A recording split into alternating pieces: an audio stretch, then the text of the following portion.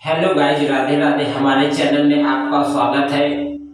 यदि अगर हमको कोई कोई भी घर का सदस्य कहीं जाने से रोकता है या हमारे माता पिता हमें कुछ समझाते हैं और हम उनकी बात नहीं समझ रहे हैं, तो आप ये समझ लेना कि उस समय आपके कुछ आपका कुछ गलत होने वाला है। जैसे आपकी पत्नी आपको कहीं जाने से रोकती है या आपको डांटती है, तो यदि अगर आप उसकी अपनी पत्नी की बात नहीं मानते हो, तो ये समझ लेना कि आपका विनाश का समय आने वाला है।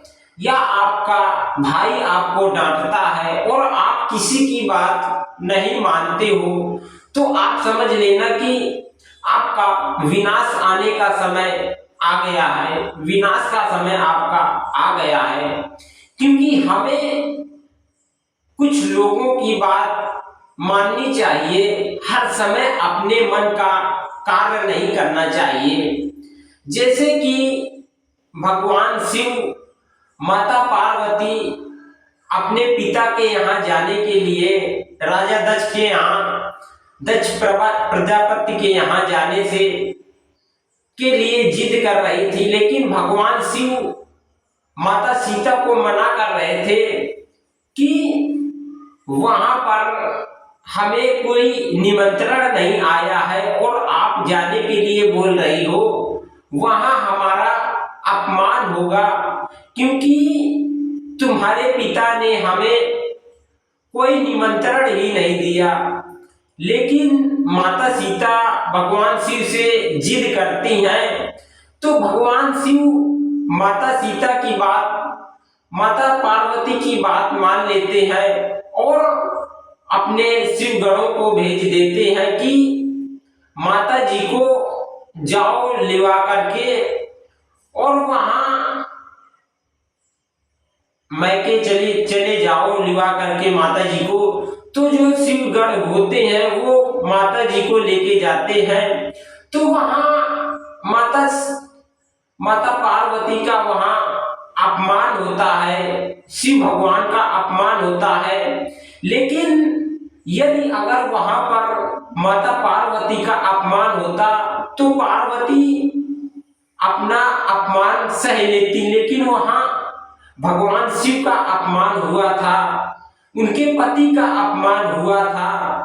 तो इसीलिए माता पार्वती अपने पति का अपमान नहीं सह सकी और उन्होंने उस हवन कुंड में अपने प्राण त्याग दिया। जब उस हवन कुंड में अपने प्राण त्याग दिया, तो जो देवी देवता वहां पर उपस्थित थे वो सारे देवी देवता घबराने लगे और जो शिवगण वहां पर थे तो उन्होंने राजा दक्ष को बहुत मारा पीटा, बहुत झगड़ा किया, लड़ाई झगड़ा किया। तो इसी तरह हमें अपने से बड़ों की बात माननी चाहिए और जो हमसे वो कहे कि यहाँ मत जाओ, तो वहां हमें जाने से अपने आप को रोकना चाहिए। क्योंकि कोई व्यक्ति हमारे घर का गार्जियन या सदस्य हमसे अगर कहीं जाने के लिए मना करता है तो हमें नहीं जाना चाहिए। हमें उनके हर एक बात का उल्लंघन नहीं करना चाहिए, क्योंकि कब क्या मालूम, कब हमारे साथ में क्या हो जाए, उसे भोली को कोई देख नहीं आया है कि कब हमारे साथ में क्या दुर्घटना घट जाए। तो इसी तरह हमें हर एक घर के सदस्यों की बात, अपने से बड़ों की बात, माता पिता की बात, भाई बहन की बात, चाचा दादा की बात, हर एक व्यक्ति की बात हमें अवश्य मानना चाहिए। जैसे राजा दशरथ ने कैकेयी को वचन दे दिया था, तो उन्होंने अपना वचन पूरा करके अपने वचन पूरा करने के लिए भगवान श्री राम को वन के लिए भेज दिया। लेकिन राजा दशरथ भगवान श्री राम से, अपने बड़े पुत्र से इतना प्रेम करते थे कि उनकी दम ही भगवान श्री राम थे। उनका भगवान श्री राम से इतना प्रेम था कि वो भगवान को अपने से दूर नहीं अलग कर सकते थे, क्योंकि सबसे प्यार करते थे राजा दशरथ, वो भगवान श्री राम थे। और भगवान श्री राम ने जब वन चले गए तो राजा दशरथ के प्राण चले गए, क्योंकि राजा दशरथ के प्राण भगवान श्री राम में ही अटके थे कि मेरा पुत्र है, और जब मेरा पुत्र ही नहीं रहा तो मैं यहाँ जी करके क्या करूंगा। इसी कारण राजा दशरथ ने अपने प्राण को त्याग दिया। तो हमें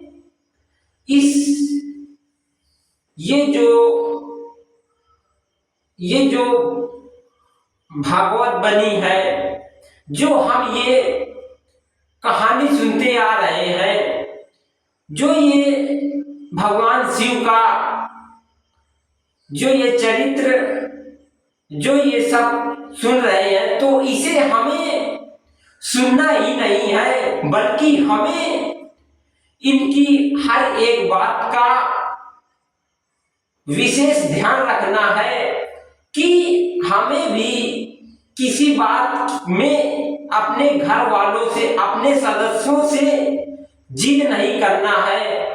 क्योंकि यदि अगर आप जिद करते हो तो आपके साथ भी कोई दुर्घटना अवश्य हो जाएगी। तो हमें ऐसी कोई दुर्घटना न होने के कारण हमें इन हर एक बातों का ध्यान रखना चाहिए, जो हमारे अखंड रामायण में से रिलेटिव हैं।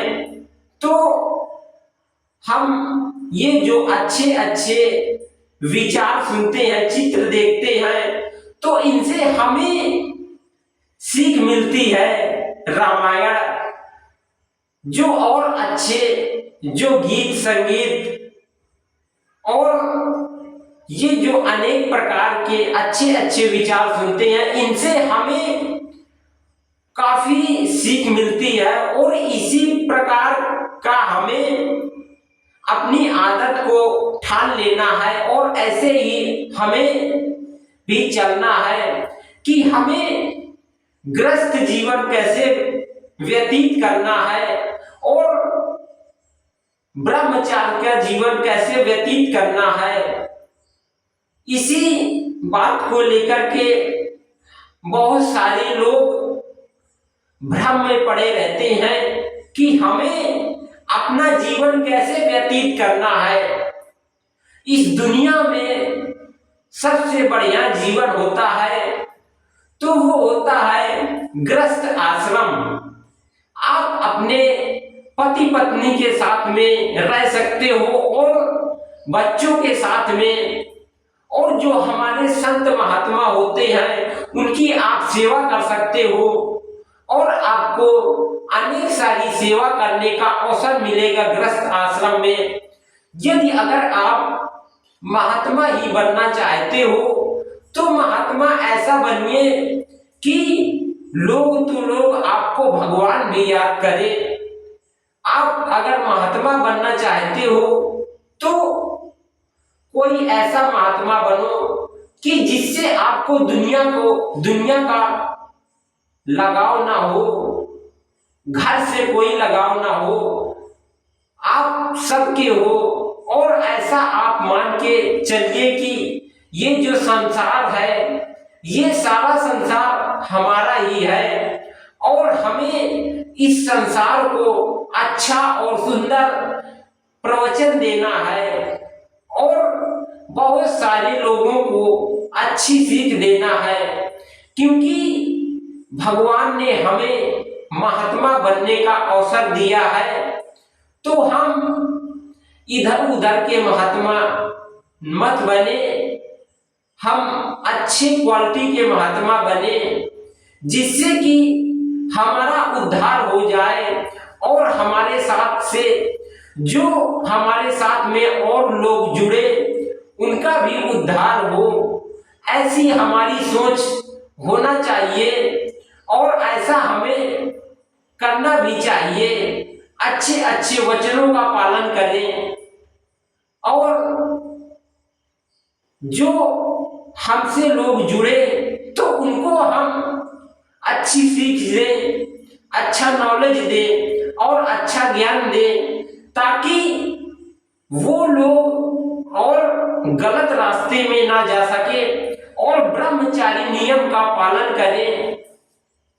जो महात्मा बने उनके अंदर हर प्रकार के गुण नहीं होना चाहिए, सिर्फ उनके अंदर महात्मा के ही विचार आने चाहिए, तभी वो महात्मा बन सकते हैं। और